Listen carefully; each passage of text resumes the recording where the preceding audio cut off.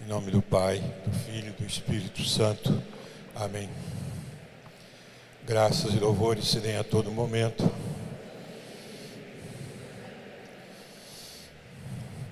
Ave Maria, cheia de graça, o Senhor é convosco. Bendito sois vós entre as mulheres, e bendito é o fruto do vosso ventre, Jesus.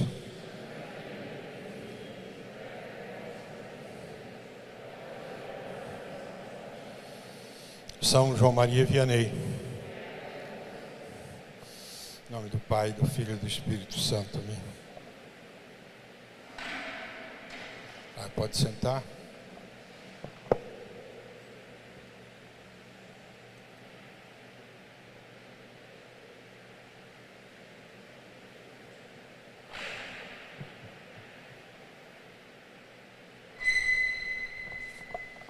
Então, reverendíssimo Padre Cláudio Omar, o pessoal está fazendo o recolhimento de carnaval, né? Como sempre, a gente aproveita esse tempo para a gente rezar, refletir um pouquinho.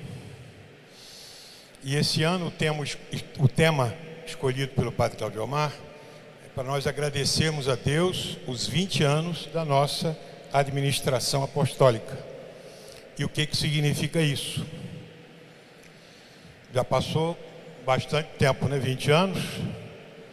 Recordar para a gente não se acostumar com os dons de Deus sem agradecer. E sem a gente ver o valor. E saber por quê. Bom, a coisa mais importante, vamos começar lá do começo, para poder a gente situar um pouquinho, né? Qual é o fato mais importante do mundo? A vinda de nosso Senhor Jesus Cristo a esse mundo. Esse é o fato mais importante, né? Que já aconteceu em toda a história. A vinda de nosso Senhor Jesus Cristo está situado dentro da história da revelação. Porque a religião católica, cristã, é uma religião revelada. É isso que faz a distinção dela de qualquer outra religião. É uma religião revelada.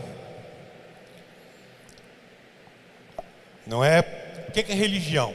É aquilo que nos liga a Deus. Isso é religião. A palavra é religar, né? Então, não é um código de normas que nos fazem ir até Deus. Bom, vamos criar esse modo aqui da gente ir até Deus. Como é que é? Como é que a gente faz para ir até Deus? Então, tem várias religiões aí. Pega aí o hinduísmo.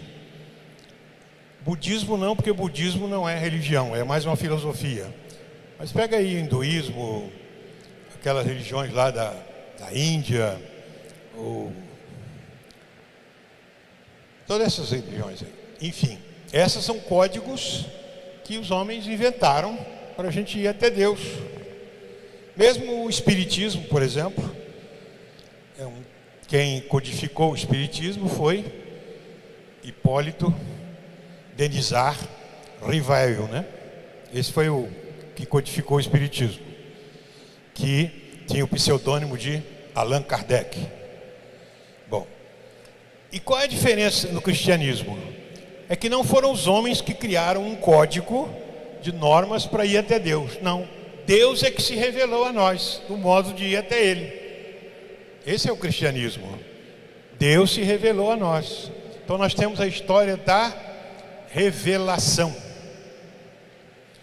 Dentro da história da revelação, o fato mais importante é a vinda de nosso Senhor Jesus Cristo. Isso começou lá na criação do mundo. Primeiro Adão, criação dada por Deus.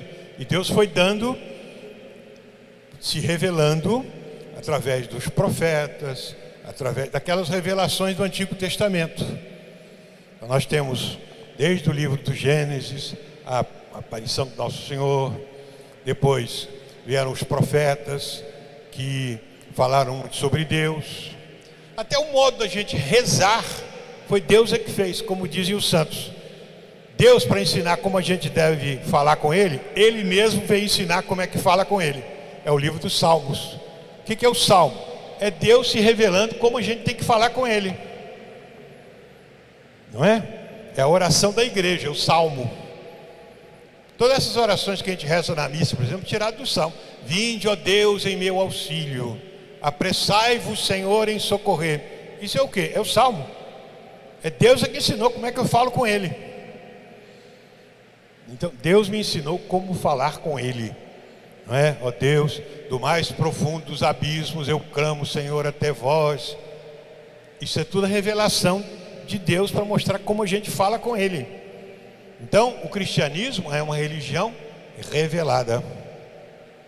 A revelação chegou no seu ponto máximo com nosso Senhor Jesus Cristo. Deus se fez homem. E Santo Agostinho tem aquela frase: Deus se fez homem para que o homem se fizesse Deus.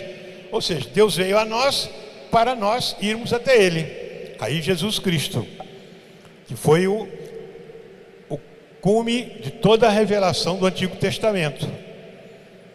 Com Jesus Cristo e os apóstolos se encerrou a revelação. Ali está a revelação de nosso Senhor. Então nosso Senhor veio ensinar, por exemplo, e o progresso. Veio ensinar a chamar a Deus de Pai. Jesus ensinou a rezar o Pai Nosso. Quando orardes, dizei assim: Pai nosso que estás nos céus, santificado. Isso é Jesus que ensinou. Jesus ensinou porque Ele veio do Pai. E veio ensinar a gente como ir até o Pai. Então a revelação chegou no máximo quando veio nosso Senhor Jesus Cristo. E parou ali? Não. Não parou ali. Porque Jesus colocou essa revelação em algo que pudesse continuar com ela. Não é? Senão tinha acabado. Jesus morreu na cruz, pronto, acabou tudo. Não. Jesus quis que essa revelação agora, uma vez encerrada, ela fosse mantida e transmitida. Por isso que Jesus fez a igreja. Nosso Senhor fez a igreja. Como é que é a igreja? A pessoa quer, já dei esse exemplo muitas vezes. A pessoa que quer fundar uma escola faz o quê? Pega um monte de livro, põe assim, ó, tá aqui, ó, a escola está aqui, vocês aprendam. Não funciona, né? Quem vai fazer uma escola tem que fazer o quê? Bom, aqui estão, vocês têm que aprender português, matemática, geografia, ciências, tá. Mas para fazer uma escola precisa de gente para ensinar, né? Para transmitir aquilo. Então, primeiro precisa de um grupo de professores. Mas os grupos de professores tem que ter uma coordenação.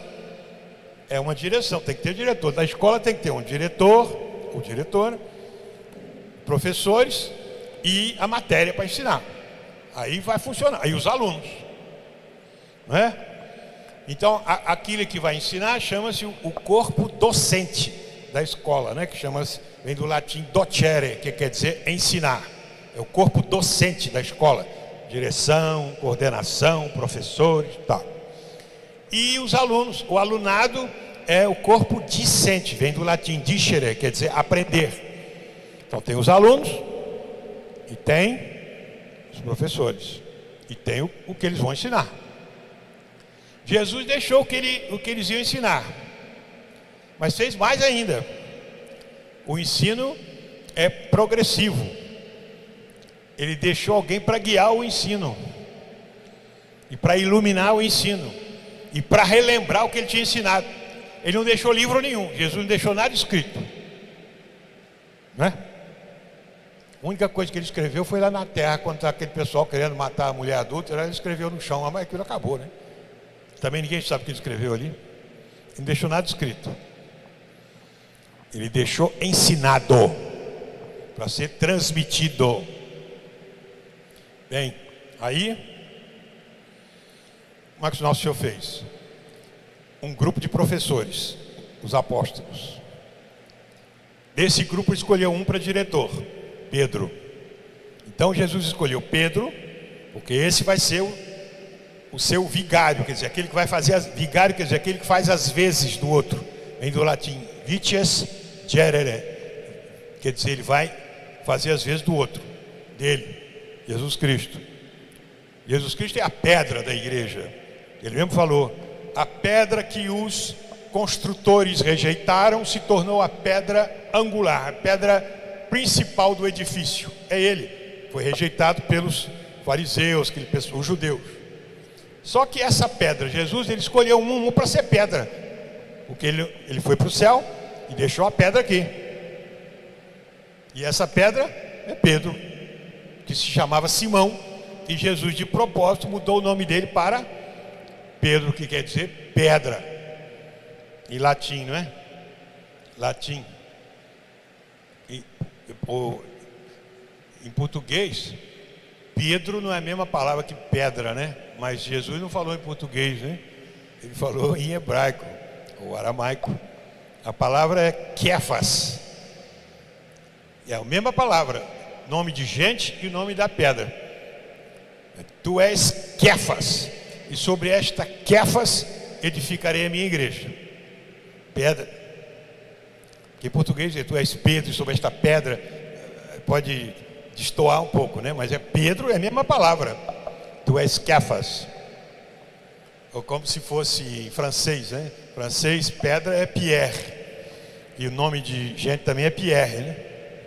Então, como nosso Senhor fala em francês, seria: tu es Pierre, e sur cette pierre je bâtirai mon église. Você é pedra, e sobre essa pedra eu vou edificar minha igreja. Ou como se fosse em inglês, por exemplo: you are stone, upon the stone I will build my church. Stone é pedra em inglês. E tem nome de gente também, Stone, né? Stone, pode ser. Então, tu és Pedro, sobre esta pedra. Então, Jesus deixou aqui os apóstolos e o chefe deles e da sua igreja, e o que faz as vezes de Cristo, Pedro. Essa é a igreja. E a ordem dele: ide, ensinai a todos os povos tudo o que eu vos ensinei, e eu estarei convosco todos os dias até o fim do mundo. Não é só até a Idade Média, só até o século, até o fim do mundo.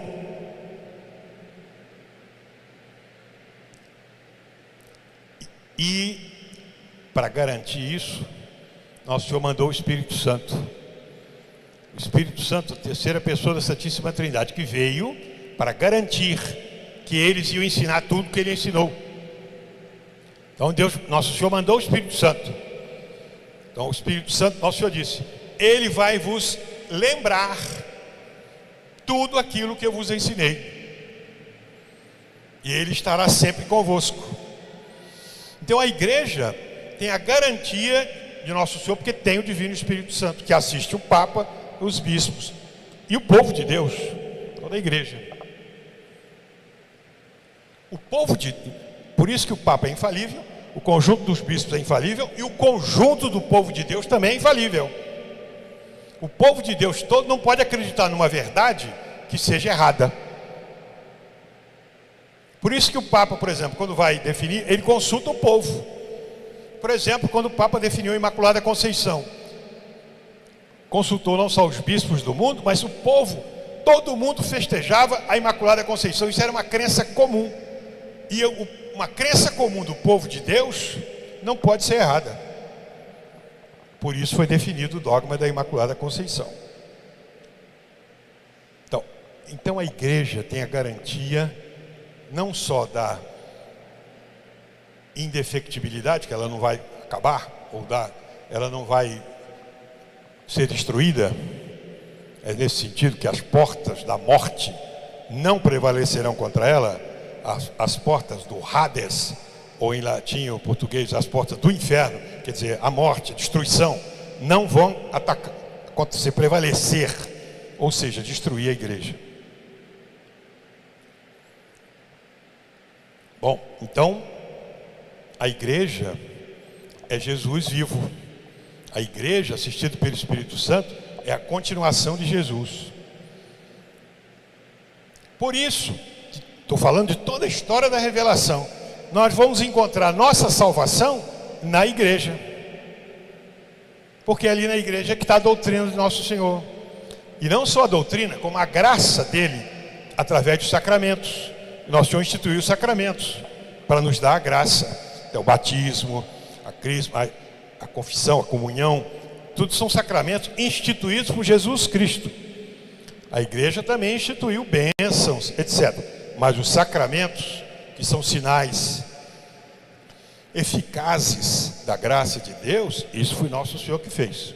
E deu na sua igreja. Muito bem. Então nós temos que agradecer a Deus, porque pertencemos à Igreja Católica, que é a coisa mais importante da vida, ser católico e ir para o céu.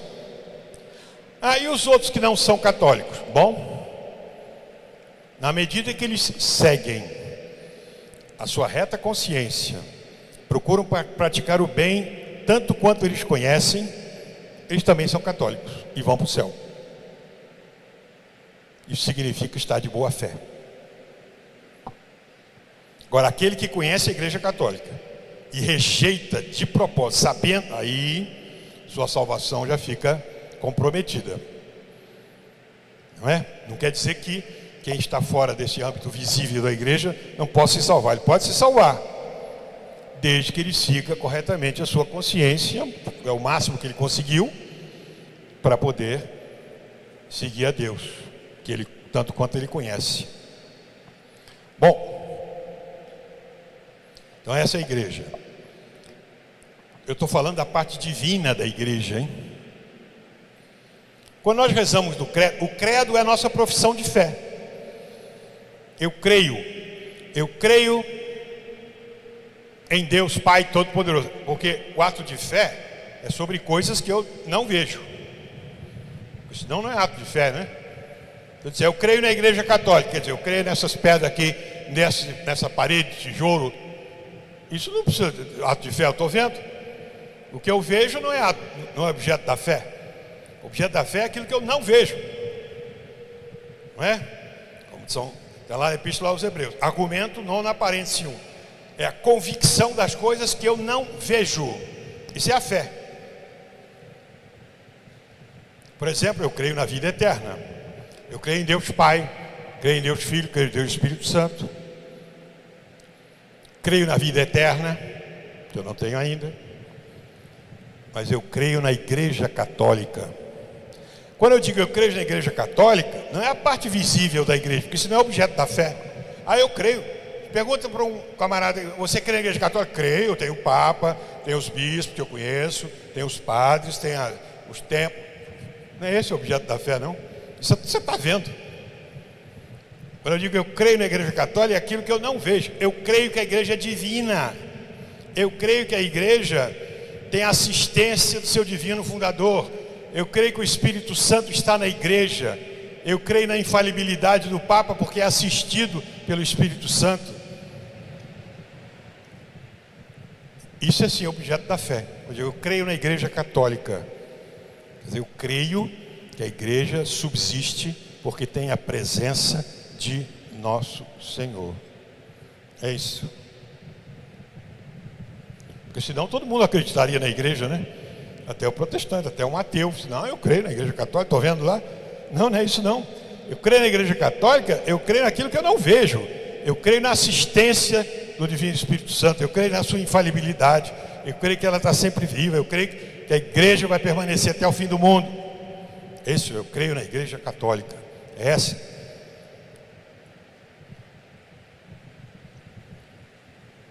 E aí são obras do Espírito Santo, né? Que é a obra de Deus Pai é a criação do mundo. A obra de Deus Filho, a redenção. E a obra do Espírito Santo é a igreja. e a comunhão dos santos, remissão dos pecados, a ressurreição da carne e a vida eterna. Bom, por isso, é muito importante no retiro a gente agradecer a Deus. Meu Deus, eu agradeço porque eu pertenço à Igreja Católica. Eu agradeço porque eu nasci na Igreja Católica, eu fui batizado na Igreja Católica, eu me tornei católico. Eu agradeço porque eu pertenço a essa família de Deus. Nosso Senhor fez. Eu agradeço a Ele porque eu pertenço à sua igreja.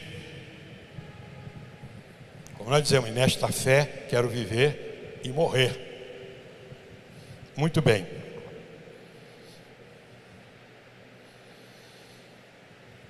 Aí que vem aqui o assunto principal, né? Por que nós somos da administração apostólica? Porque é uma obra da igreja. Que a igreja é governada pelo Papa através de várias divisões. Não é? Que é o Papa com os bispos, Pedro e os apóstolos, que governam a igreja. Então, na igreja nós temos várias seções, né? Ou divisões. A principal delas são as dioceses. O Papa governa com os bispos. O Papa é sucessor de Pedro e os bispos sucessores dos apóstolos. Só que os apóstolos, Pedro continua sendo um só, mas os apóstolos eram 12, agora são milhares, né? Vamos ver, 4.000 bispos aí no mundo. Cada um numa diocese ou numa divisão da igreja. Então aí o Papa governa através dos bispos. Por exemplo, se acontece alguma coisa como na diocese, o Papa, aí uma pessoa reclama com o Papa, qualquer um pode se dirigir ao Papa. O Papa faz o quê? A primeira coisa que ele faz é perguntar ao bispo. Peraí, o bispo está lá, ele é que sabe, não é? Isso tem acontecido muito, até comigo, né? Quando alguém fala alguma coisa com o Papa, na mesma hora o Papa vai me perguntar, porque ele não sabe, ele não conhece o que está acontecendo aqui, mas ele me pergunta: o que está acontecendo aí? Está acontecendo isso aqui. Tá bom, a palavra do bispo é isso, porque o Papa sim governa a igreja. Bem, então nós temos as dioceses territoriais. Mas além de dioceses territoriais, como a diocese do Rio de Janeiro, de Campos, temos também certas divisões que não são territoriais, são pessoais. Por exemplo, o ordinariato militar. Tem bispo, é um arcebispo, né? Atualmente o Dom Fernando Guimarães, já esteve aqui. Então, ele é o arcebispo militar. Ele tem a jurisdição, junto com o Papa, sobre todos os soldados, sejam eles bombeiros, polícia militar, exército, marinha, aeronáutica.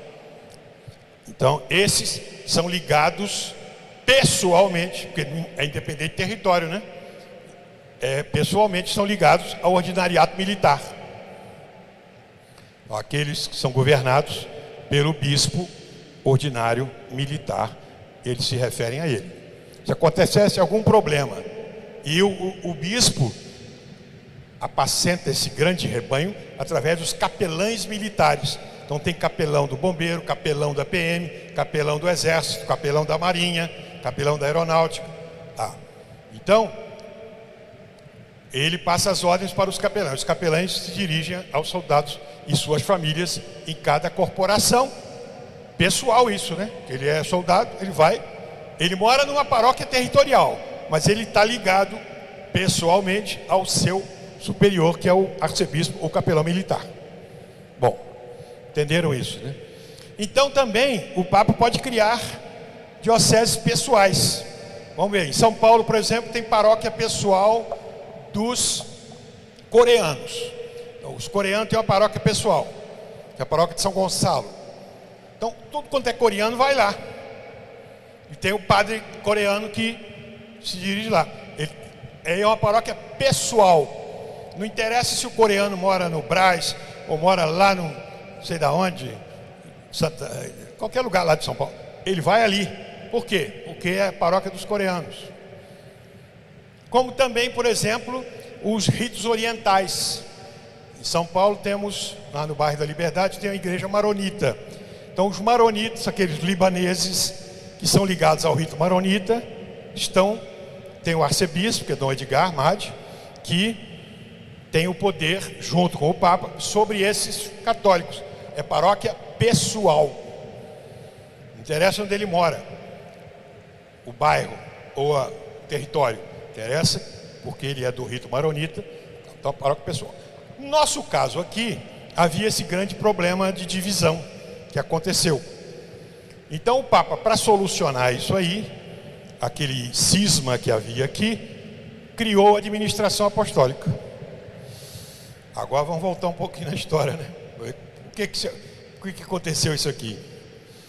Bom, é uma história complicada beça, né? Bem, aqui nós fomos formados, né? Aquela linha mais tradicional, conservando a missa tradicional, conservando aquela doutrina toda, e inclusive formados por Dom Antônio de Castro Maia.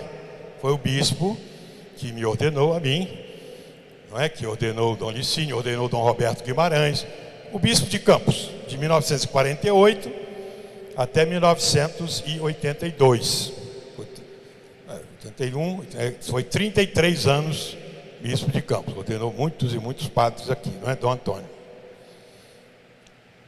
Muito bem, Dom Antônio sempre ensinou a gente a correta posição, como a gente seguir a igreja.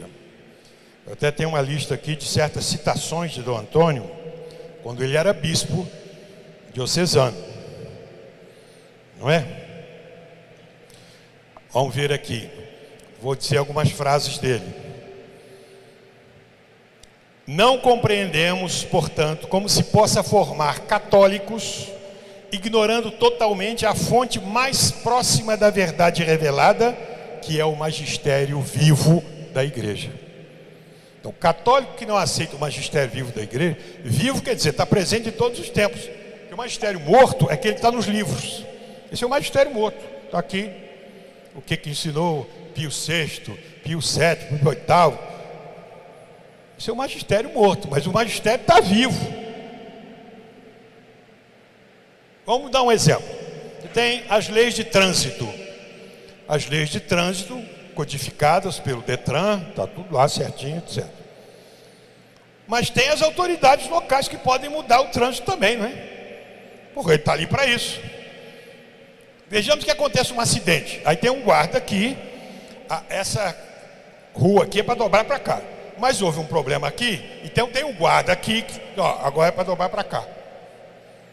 Esse é o magistério vivo. Ah, mas sempre foi para lá. Sim, mas agora é para cá. Seu cabeça de bagre. O guarda está aqui para dizer isso. Não é para lá, não, é para cá. Ele está ali para isso. E ele é autoridade, hein? Ele está ali no lugar de Deus, porque São Paulo diz que todo o poder vem de Deus. Então, a autoridade daquele guardinha que está ali vem de Deus. Ele pode dizer, não, é para cá. Ele faz assim.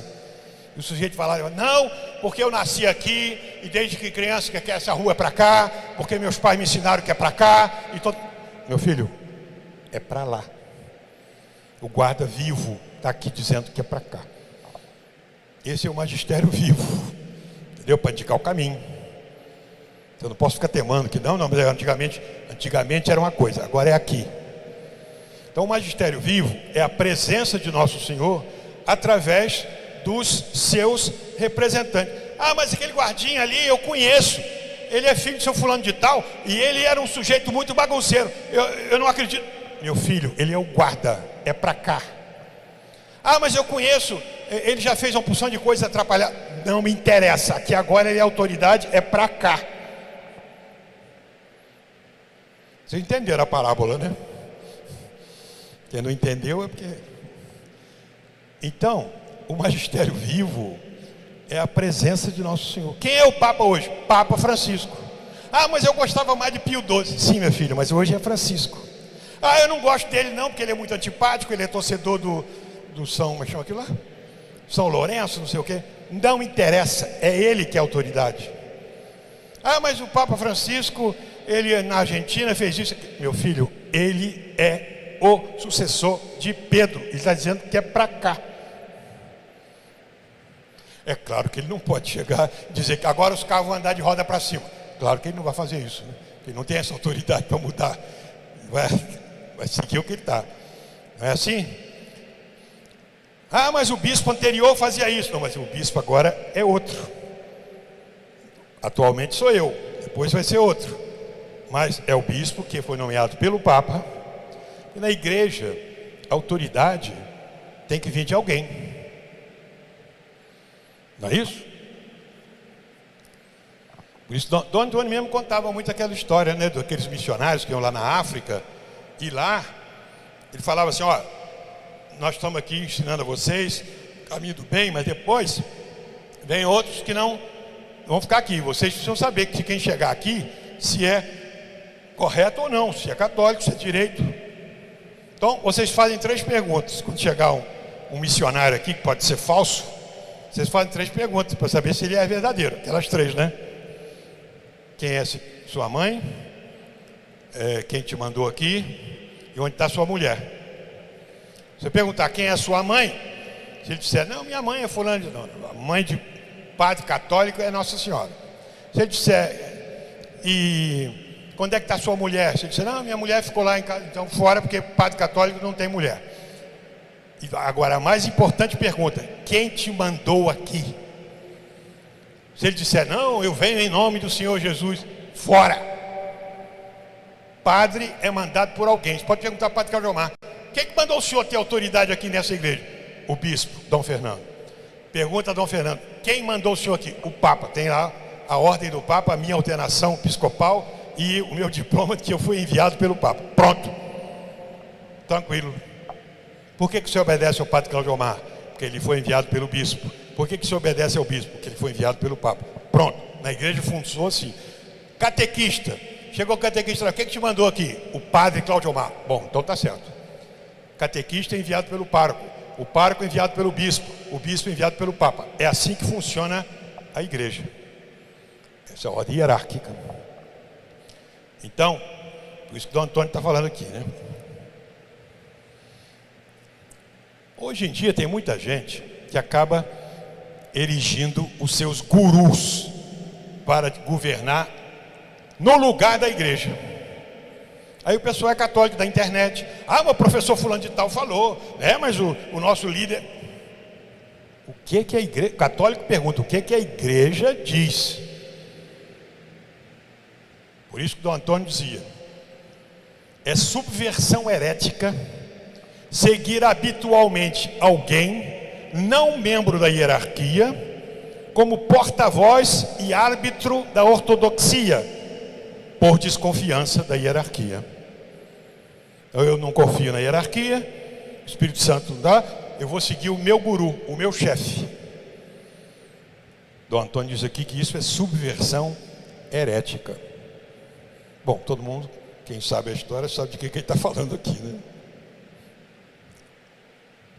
Quer dizer, mas a hierarquia toda falhou. Hoje em dia, esses bispos todos não prestam, não sei o quê. Aí Dom Antônio, outra frase dele. Caso toda a hierarquia viesse a falhar, seria a palavra de Jesus Cristo que teria falhado. Pois o Divino Salvador confiou à hierarquia o governo e a direção da sua igreja até o fim dos séculos. E mais, sua assistência para que ela não falhasse. Então, Nosso Senhor confiou à sua igreja, a sua assistência até o fim do mundo e a garantia de que ela não ia falhar. Portanto, eu estou tranquilo quando eu sigo a igreja. Tem uma mania também entre católicos que diz o seguinte, o Papa falou isso, mas ele não é infalível aqui, então eu não preciso seguir. Dom Antônio, desse magistério infalível deve-se distinguir um magistério autêntico, ordinário, cotidiano. A ambos esses magistérios devem os bispos e fiéis prestar um assentimento interno e sincero. Então eu sigo o Papa, não é só naquilo que ele é infalível, eu sigo as orientações. Meu pai e minha mãe não são infalíveis. Meu pai manda fazer alguma coisa, eu falo, eu não vou obedecer não, porque o senhor não é infalível. É assim que funciona? O guarda da esquina, o trânsito é para cá agora. Ah, você não é infalível. Meu filho, é para cá. A gente não obedece só que é o infalível. Se tem alguém que está com autoridade, eu tenho que obedecer. Bom, tem muitas e muitas frases do Antônio interessantes, que é a nossa formação. Outra frase bonita dele aqui, ó: ninguém tem o direito de julgar a palavra do Papa e só aceitá-la se receber o seu beneplácito. Não, eu vou examinar. O Papa falou, tá, mas eu vou examinar se está correto ou não. Você?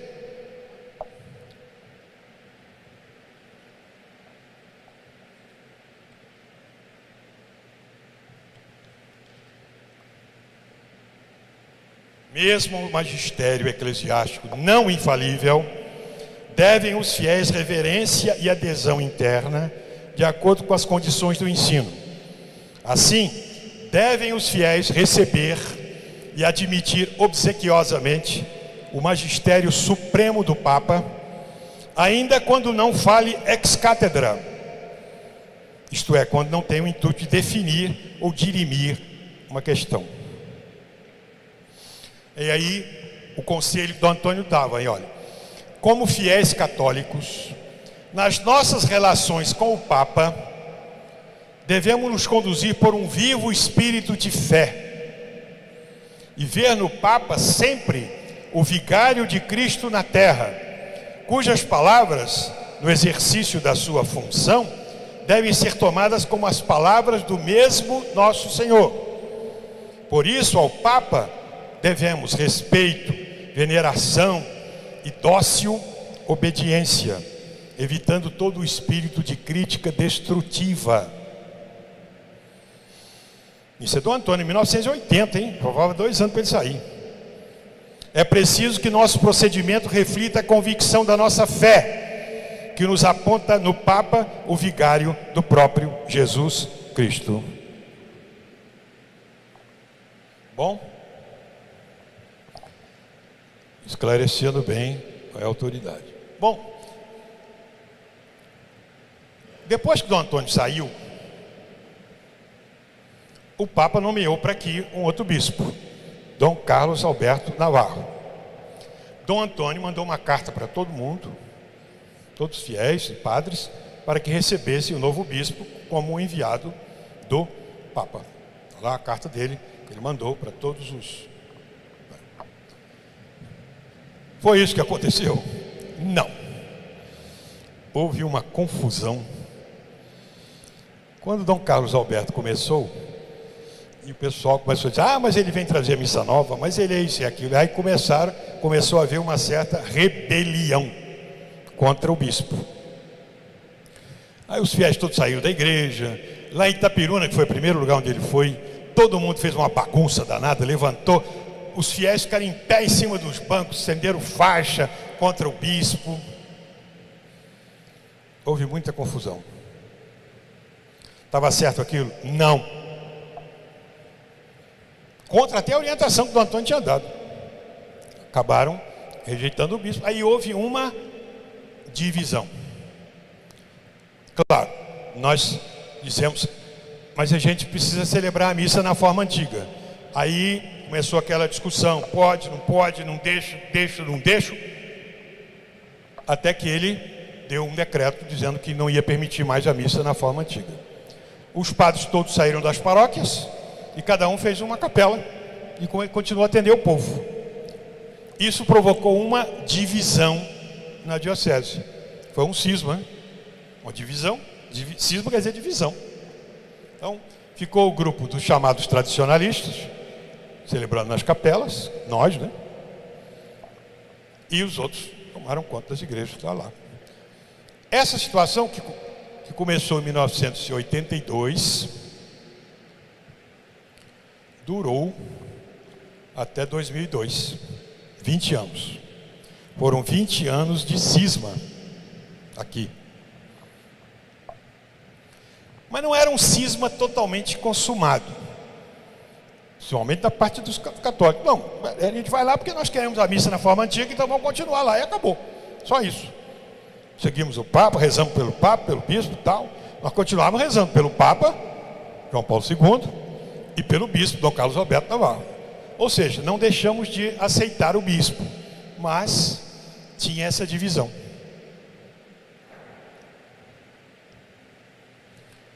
Então isso praticamente não consumou um cisma.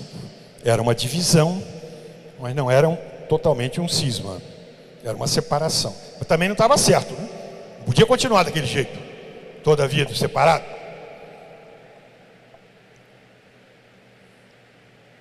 Bom, o problema pior que aconteceu, isso a gente tem que falar mesmo, né? Aí foi a consumação do cisma, foi quando Dom Marcel Lefebvre sagrou 4 bispos para os católicos ligados à tradição, contra a vontade do Papa. O Papa São João Paulo II, porque Dom Lefebvre falou assim: eu vou morrer, como é que vai ficar? Porque Dom Lefebvre foi o fundador de uma associação de padres fiéis, chamada Fraternidade Sacerdotal São Pio X, para conservar a missa também na forma antiga. Bom, formação sacerdotal. E ele falou: eu vou morrer, eu preciso de sucessor, eu preciso de bispos. Só que não se pode escolher bispos contra a vontade do Papa. Isso é um cisma. Por quê? Quando é ordenado um bispo, e é feito isso por outro bispo, né? Eu, por exemplo, fui ordenado por Cardeal Castrilhon, por Dom Licínio e por Dom Alano, né? Os 3. São 3 bispos geralmente que sagram outro bispo. Mas eu tinha a nomeação do Papa. Então a minha sagração episcopal foi totalmente, canonicamente legítima. Dom Marcel Lefebvre não. Porque ele falou: eu vou sagrar 4 bispos. E o Papa disse: não pode.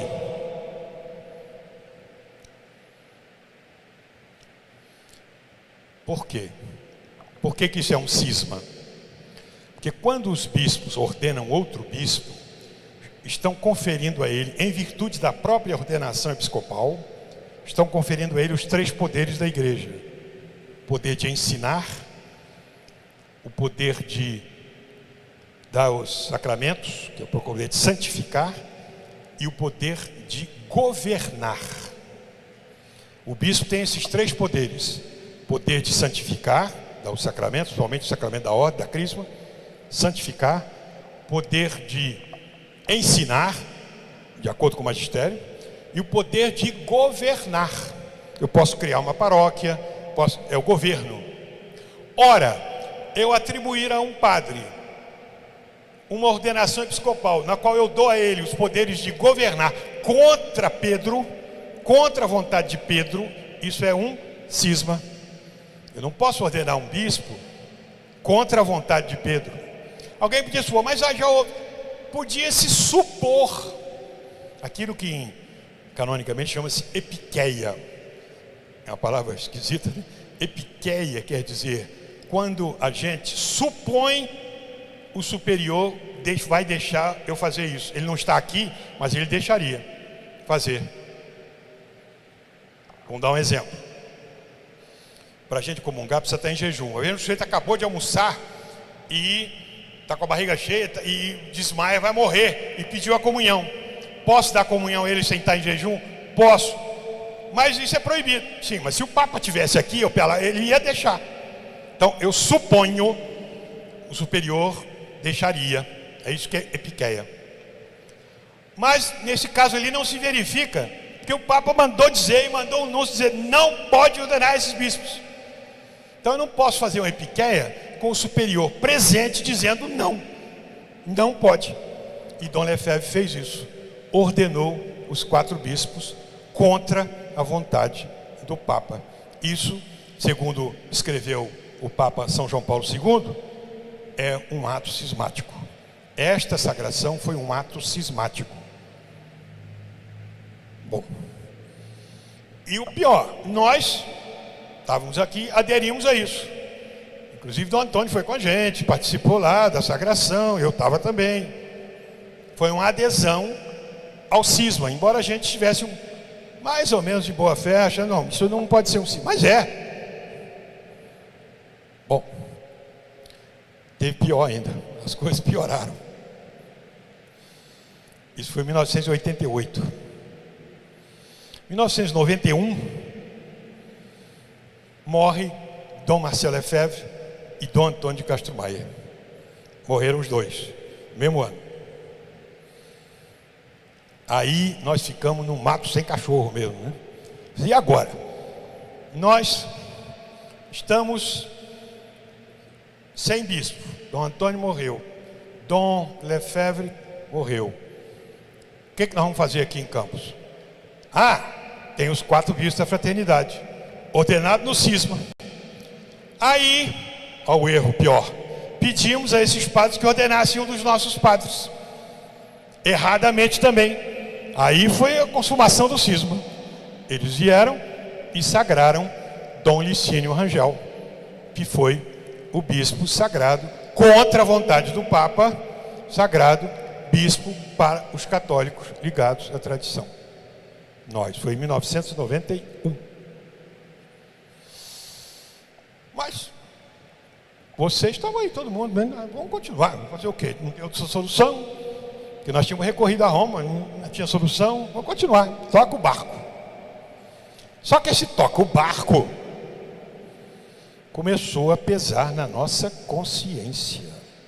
Espera aí, esse negócio não está certo.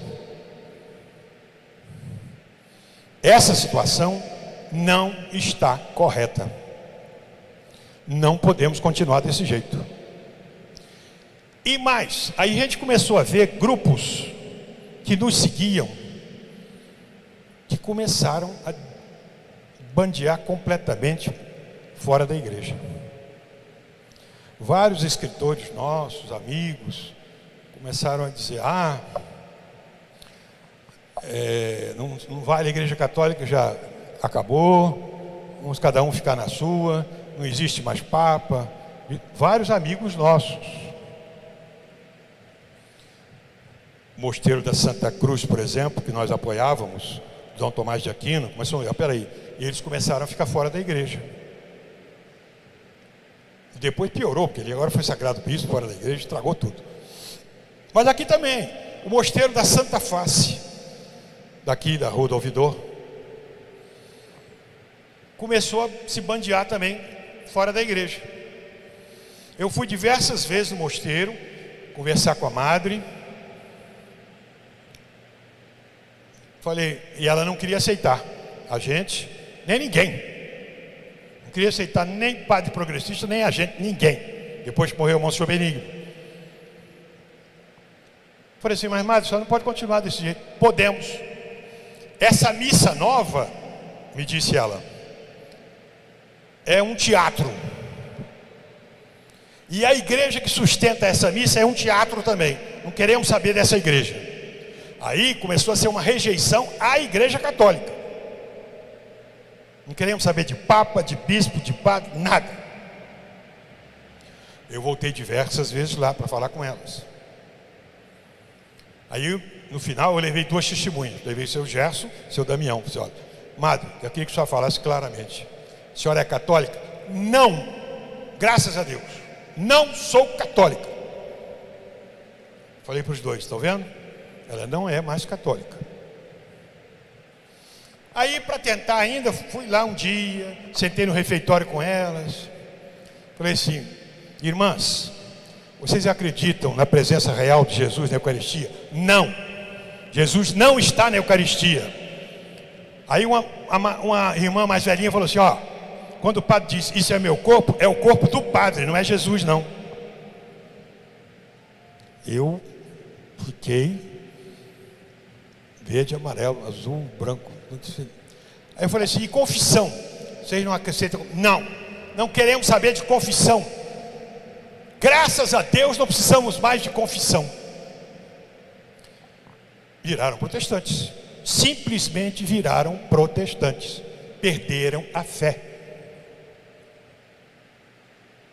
E muitas das nossas aqui estão lá. Escrevi uma carta para... Porque eu mandei várias para lá, umas 5. Escrevi uma carta para cada uma, alertando. Pegaram a carta e jogaram no fogo. Bem, olhando essa situação, eu comecei a ficar impressionado. Disse, olha, esse caminho não está correto. Isso está levando para a desgraça. Continuando desse jeito, isso é a reflexão nossa, de 1991 até 2000. E eu comecei a falar para os padres, gente, olha, esse caminho nosso não está certo. E o pior, nós estamos continuando administrando um sacramento para esse povo todo. Esse povo está nos seguindo, nós temos uma responsabilidade diante de Deus para resolver essa situação. Não podemos continuar assim. Então, foi a nossa consciência e as orientações que nós tínhamos recebido até de Dom Antônio, quando ele era bispo diocesano, é que nos fez alertar para o perigo de ficarmos fora da igreja. É o que estava a situação.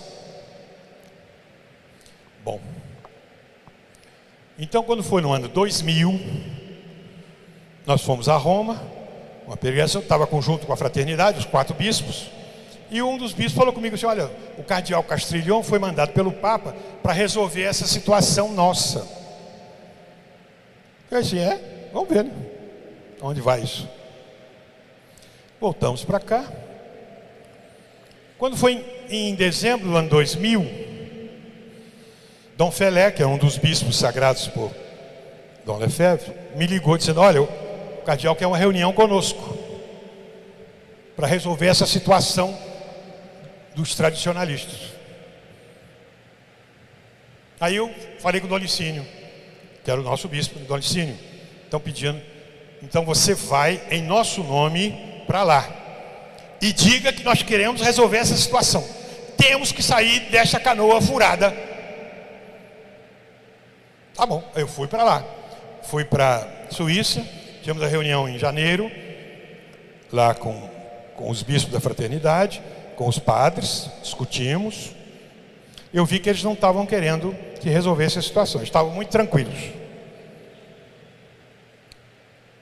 Voltei para Campos.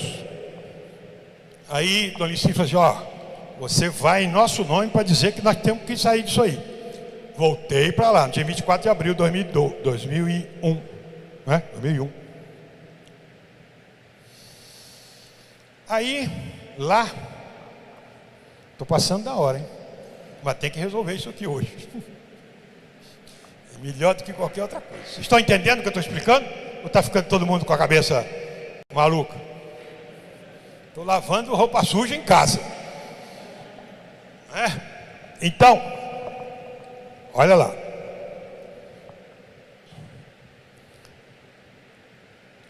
Voltamos para cá em abril. Quando foi em maio, Dom Felé escreve uma carta ao Papa dizendo que gostamos muito da sua oferta para resolver a nossa situação, mas recusamos. Recusou oficialmente. Aí eu escrevi uma carta dando 20 e tantas razões pelas quais nós devíamos resolver a situação e regularizar a situação diante do Papa e da Igreja. Eles não deram bola. Quando foi em julho,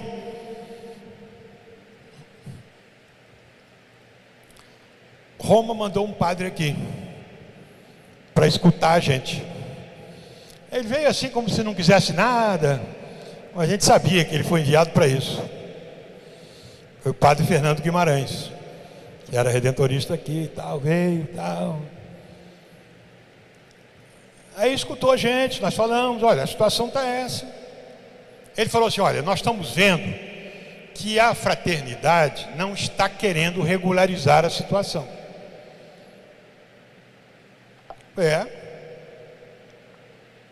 Nós estamos junto com eles, porque nós somos um grupinho tão pequeno, fraternidade tão importante. Aí ele falou assim, mas e se a gente fizesse a regularização com vocês? Eu falei assim, nós? Tão pequenininho que nós somos? O Papa quer fazer com vocês. Eu nem acreditei.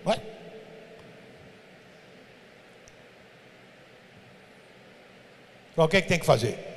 Escrevam uma carta ao Papa falando tudo que vocês pretendem, que vocês querem. Aí nós escrevemos para o Papa: Beatíssimo Padre, nós somos os últimos padres do vosso rebanho. A única honra que nós temos é que nós somos do vosso rebanho, nós somos católicos e queremos ser católicos. Houve esse problema de separação aqui na Diocese de Campos, nós ficamos fora dessa comunhão da igreja, mas queremos ser reconhecidos como católicos. Então nós pedimos a vossa santidade que reconheça a gente como católico. Nós queremos resolver essa situação. Aí eu fui para Roma. Ele falou: leva essa carta para o Papa. Aí eu fui para lá. Falei com o Dom Felé primeiro, ele falou, mandou sumir da frente dele. Não quero saber disso. E aí eu sumi da frente dele até hoje. Nunca mais voltei. Porque eles não quiseram. Eles recusaram regularizar a situação. Eu viajei daqui para lá no dia 11 de setembro de 2001, dia do ataque às Torres Gêmeas de Nova York. Estava no avião vendo aquela... O Bin Laden jogou 2 aviões nas Torres Gêmeas, eu lá dentro do avião vendo aquele negócio. Só que eu estava indo para Roma, né? O ataque foi em Nova York. Cheguei lá em Roma, mostrei o Dom Felé não quis saber. Aí eu fui entreguei ao cardeal Castrillon, que era o patrono dessa causa. E o cardeal foi lá e leu na frente do Papa. Ele disse que o Papa São João Paulo II chorou, porque viu a nossa boa vontade de resolver a situação. E o Papa falou: vou resolver essa situação de Campos. Aí eu fiquei em Roma até dezembro. E aí, naquele tempo, eu conversei várias vezes com o cardeal Ratzinger, que era cardeal, depois foi o Papa Bento XVI, o cardeal Ratzinger falou: não, a situação de vocês está tranquila, vocês estão direitinho, resolvemos as dúvidas. Aí o cardeal Castrillon falou: o que vocês propõem? Nós propomos o que é o certo. Primeiro, aceitamos o Papa como vigário de Cristo na terra, é o sucessor de São Pedro. Segundo, reconhecemos o Concílio Vaticano II como um dos concílios da Igreja Católica. Só que faltava não aceitar, né? É um concílio da Igreja Católica, desde que interpretado segundo o magistério da Igreja. Claro. Terceiro, reconhecemos a validade da missa atual, desde que celebrada corretamente. Reconhecemos que a missa atual é a missa católica, desde que se celebre direitinho. Só isso. O Papa falou assim: claro, vocês são católicos, não tem problema nenhum. E o Papa então prometeu. Bom, eu vim para Campos, quando foi no dia 24 de dezembro, véspera do Natal 2001, o cardeal me telefona. Eu estava até aqui nessa sacristia aqui embaixo, nós estava nessa igreja, estava toda tijolo ainda, estava aqui embaixo, atendi o telefone, ó, o Papa assinou constituindo uma administração apostólica para vocês. Está resolvido. Olha, foi presente de Natal. E eu vou aí a Campos para resolver isso. Está feito, 18 de janeiro. Aí o cardeal veio, dia 18 de janeiro de 2002, na catedral, instituiu a administração apostólica, que é uma diocese pessoal para resolver essa questão. Ou seja, acabar com o cisma, acabar com a separação. Agora nós somos reconhecidos pelo Papa como católicos dentro da igreja. E constituiu a administração, nomeando o primeiro bispo, Dom Licínio Rangel. Fui lá na catedral, assinaram em cima do altar, Dom Roberto Guimarães, que era o bispo diocesano, Dom Licínio assinou, os padres, todos os dioceses de Campos e todos os padres, os 25 padres da separação também assinaram, e estava resolvido, criada a administração apostólica, que hoje está fazendo 20 anos. Foi 2002, nós estamos em 2022. Aí, o que aconteceu? Foi constituído, Dom Licínio estava com câncer. Adiantado, né?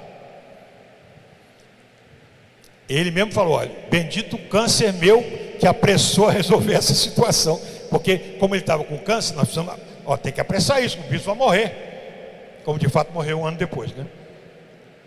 Ele estava com câncer, ele morreu em 16 de dezembro daquele mesmo ano. Bom, como ele estava bem caidinho, Dom Licínio, falou assim: olha, eu tenho que pedir um bispo coadjutor, um bispo vai ficar no meu lugar. Aí, bom, Dom Fernando Guimarães falou: vai ter que ser você, só você que resolve. Não, eu não.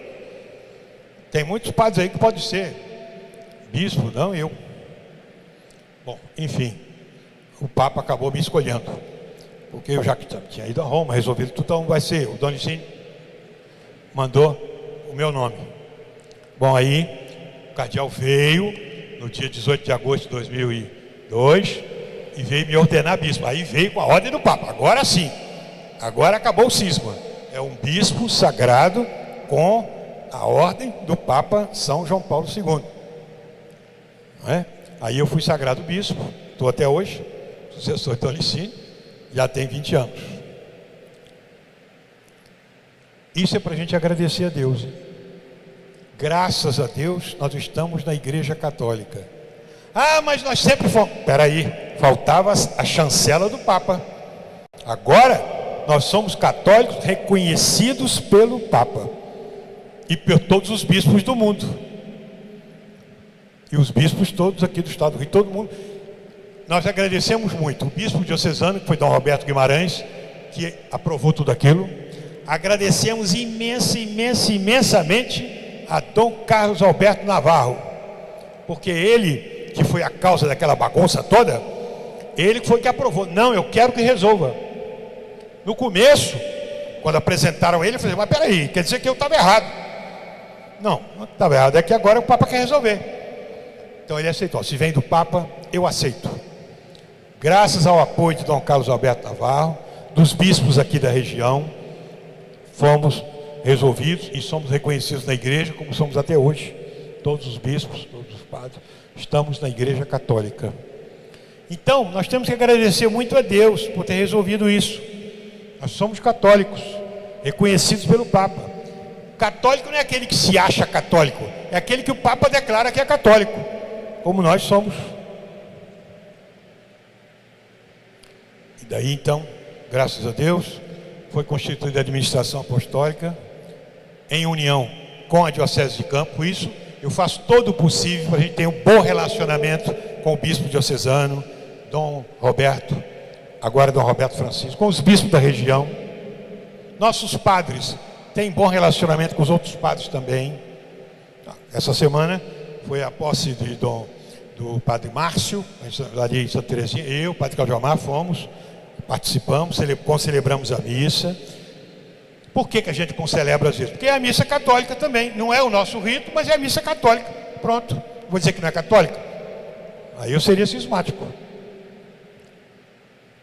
Então nós estamos na plena comunhão da igreja, conservando a missa na forma antiga, conservando a doutrina, a disciplina, tudo isso. Vamos agradecer a Deus, não é? Foi uma graça muito grande. E muitos bispos falam assim: mas como é que vocês conseguiram isso, hein? Olha, é pura graça de Deus. Como é que pode ter resolvido essa situação assim? Pura graça de Deus. Bom, eu já escrevi muitos livros explicando tudo isso. Tem esse aqui, o Magistério Vivo da Igreja. Também escrevi aquela carta pastoral pelos 10 anos da administração apostólica. Todo mundo precisa ler, porque a maioria do pessoal não lê. Bota na cristaleira lá e não lê. É preciso ler a coisa que o bispo escreve. A carta pastoral pelos 10 anos está bem explicadinha. Dom Antônio de Castro Maia, se estivesse vivo, tenho certeza absoluta que ele estaria aprovando o que nós fizemos. Isso não só da minha parte, como eu perguntei aos padres mais velhos, Dom Licínio, Monsenhor Possidente: escuta, vocês acham que Dom Antônio aprovaria? Certeza absoluta que Dom Antônio aprovaria esta nossa situação. Porque tem uns idiotas aí que ficam falando: Dom Fernando traiu. O que escrevem contra mim é uma coisa de doido na internet. Que eu sou um traidor, que eu traí Dom Antônio, que eu fiz tudo isso para conseguir a mitra, para conseguir ser bispo. Mas toda hora aparece na internet que eu sou um traidor, que eu fiz isso, essa manobra toda para eu conseguir ser bispo. Imagine, eu ia conseguir lutar para ser bispo, para tomar pedrada todo dia. E depois eu fui bispo, eu conseguimos tudo isso, foi muito antes, hein? Foi em janeiro de 2001.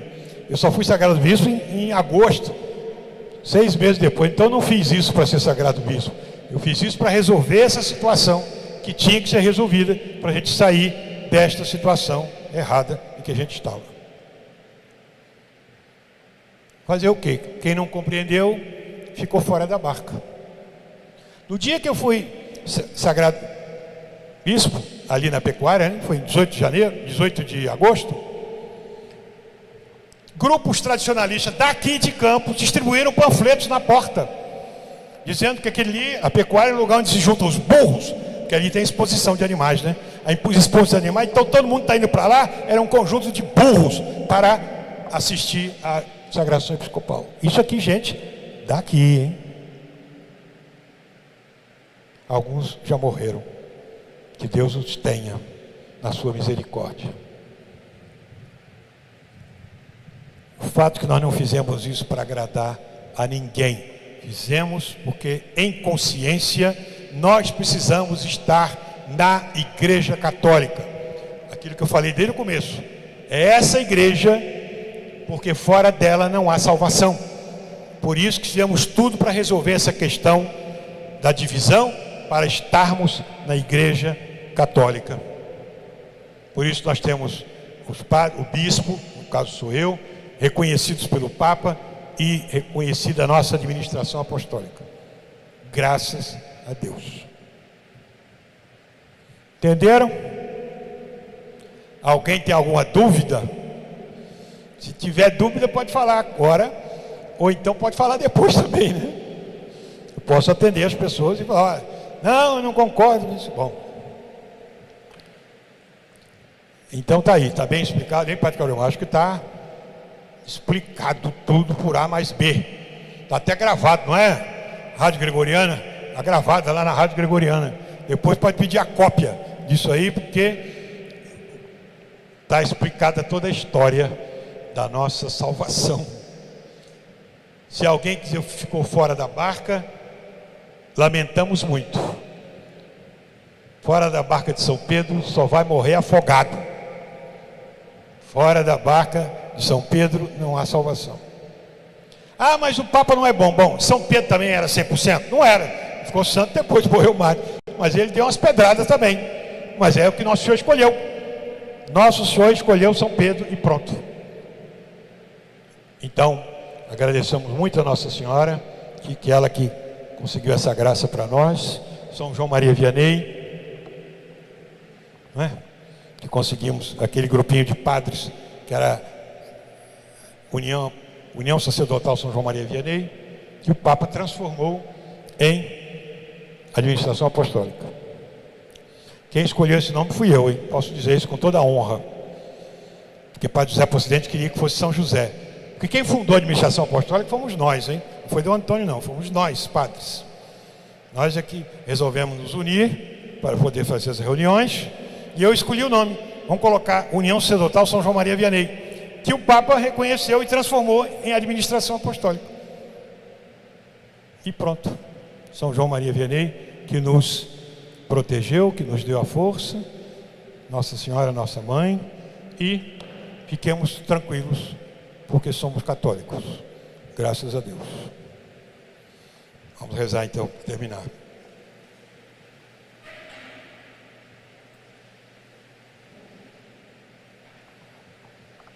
Ave Maria, cheia de graça, o Senhor é convosco. Bendita sois vós entre as mulheres, e bendito é o fruto do vosso ventre, Jesus.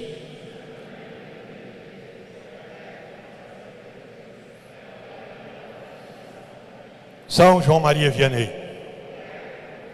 Do Pai, do Filho e do Espírito Santo.